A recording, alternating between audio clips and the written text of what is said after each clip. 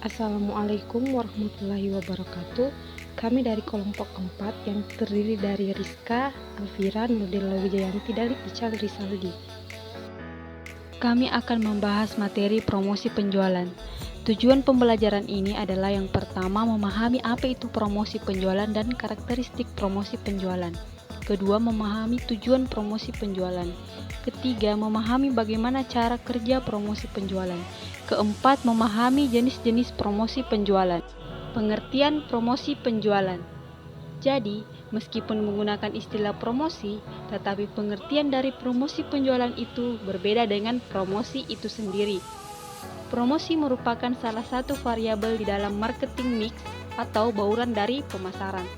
Sedangkan promosi penjualan merupakan salah satu bagian dari promosi.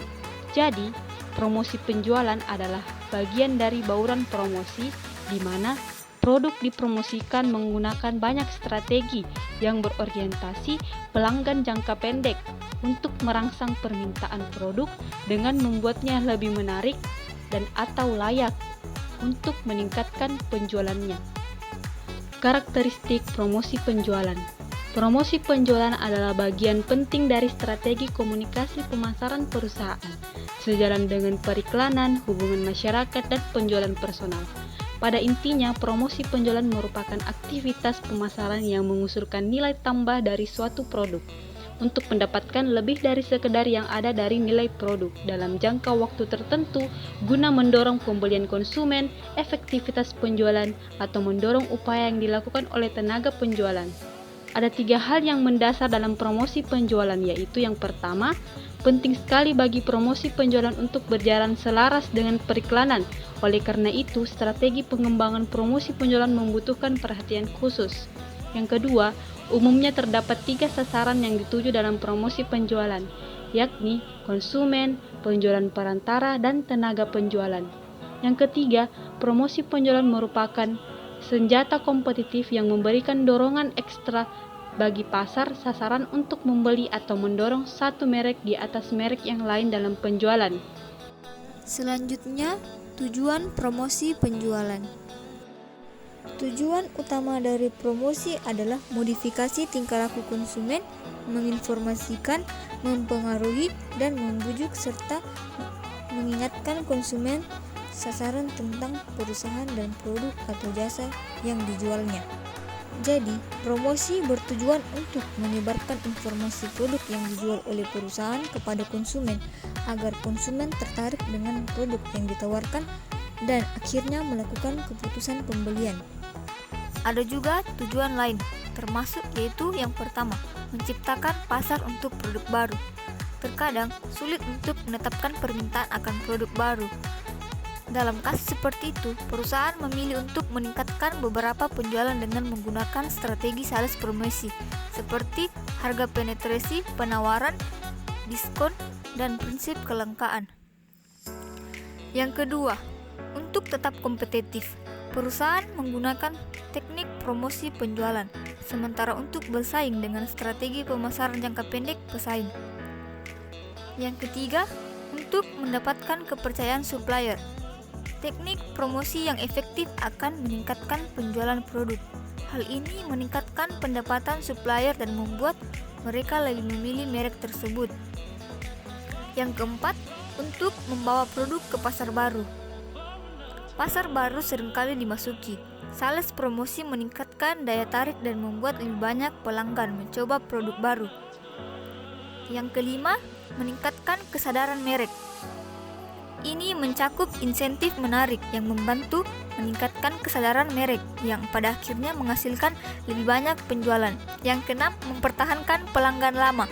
Sales promosi juga digunakan untuk mengatasi strategi yang dilakukan pesaing dan mempertahankan pelanggan yang sudah ada dengan merek tersebut. Bagaimana cara kerja atau strategi promosi penjualan? Strategi promosi penjualan di mana produk dipromosikan menggunakan inisiatif menarik jangka pendek untuk merangsang permintaan dan meningkatkan penjualan. Perusahaan memiliki berbagai opsi untuk menjalankan strategi promosi penjualan. Adapun yang kami sajikan beberapa di antaranya, yang pertama itu diskon harga. Diskon harga didapatkan pada waktu tertentu. Misalnya saat liburan. pelanggan mendapatkan harga lebih rendah dari biasanya di musim reguler. Kedua, kupon, di mana pelanggan menerima kupon atau memotong kupon dari brosur atau kemasan. Dengan kupon dapat membeli produk dengan harga lebih murah. Ketiga, lotre, di mana perusahaan menawarkan pembeli untuk mengambil bagian dalam kesempatan memenangkan hadiah. Keempat, hadiah, di mana penjual menawarkan bonus produk. Misalnya penjual menawarkan bonus 1 bungkus sampo ketika Anda membeli isi ulang sabun. Kelima, kontes. Penjual mengadakan kontes dan memberi tahu pembeli untuk melakukan tugas atau menunjukkan keterampilan. Pemenang kontes kemudian mendapatkan hadiah. Keenam, voucher, di mana voucher konsepnya seperti kupon, di mana konsumen dapat bertukar voucher untuk mendapatkan diskon harga. Ketujuh, kartu loyalitas. Pelanggan dapat menggunakan kartu saat membeli barang. Semakin sering Anda berbelanja, semakin banyak pelanggan mendapatkan poin. Di lain waktu, pelanggan dapat menukar poin dengan uang tunai atau barang tertentu. 8. Sampel produk, yaitu penjual sering menawarkan sampel produk baik gratis maupun dengan harga murah untuk merangsang pembeli di masa depan.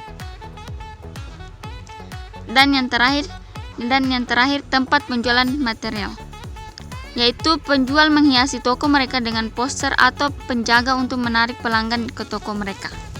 Jenis promosi penjualan.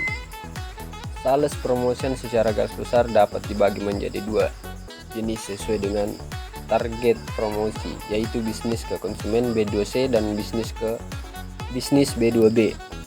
Yang pertama, promosi penjualan bisnis ke konsumen B2C. Ketika strategi promosi penjualan ditargetkan ke konsumen akhir, itu disebut sebagai promosi penjualan konsumen. Contohnya adalah menawarkan diskon 20% untuk produk tertentu kepada pelanggan. Motif utama dari promosi berorientasi konsumen adalah untuk meningkatkan penjualan secara langsung dengan menarik pelanggan baru dan merayu pelanggan yang sudah ada. Alat promosi penjualan yang digunakan untuk promosi berorientasi konsumen adalah yang pertama, sampel gratis. Mendistribusikan sampel gratis meningkatkan kesadaran merek dan memicu psikologi kepemilikan, di mana orang tersebut memiliki produk yang dipromosikan jika ia menyukai sampel tersebut. Bagian B, hadiah gratis. Menawarkan hadiah gratis menarik pelanggan karena mereka mendapatkan lebih banyak sambil membayar lebih sedikit. Yang ketiga atau bagian C, diskon atau kupon diskon. Kupon diskon adalah metode yang bagus untuk meningkatkan penjualan untuk jangka pendek. Bagian D, skema pengiriman. Terkadang biaya pengiriman yang besar membuat pelanggan enggan membeli produk. Skema pengiriman jangka pendek seperti itu menghilangkan friksi. Bagian E, diskon bundel.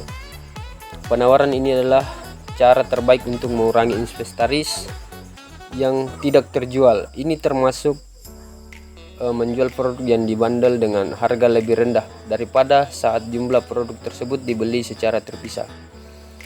Kemudian bagian F, penawaran pembelian massal. Ini adalah taktik promosi yang bagus untuk mengurangi inventaris yang tidak terjual.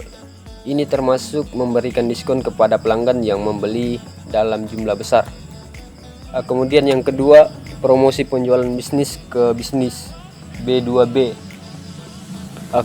Ketika kegiatan promosi disusun secara strategis dengan memperhatikan supplier, distributor atau agen, itu disebut promosi penjualan perdagangan. Dalam jenis promosi ini, penawaran disediakan dalam saluran perdagangan dengan tujuan untuk merayu pengecer, grosir, agen atau distributor.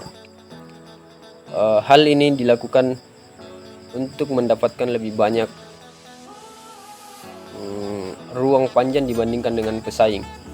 Memotivasi supplier untuk menjual lebih banyak produk merek dan meningkatkan penjualan secara tidak langsung. Yang pertama, pemeran dagang. Pemeran dagang adalah strategi promosi yang hebat di mana bisnis mempromosikan produknya ke ribuan pedagang di pameran dagang. Pameran dagang juga biasanya menyediakan diskon besar dibandingkan dengan saat membeli biasanya.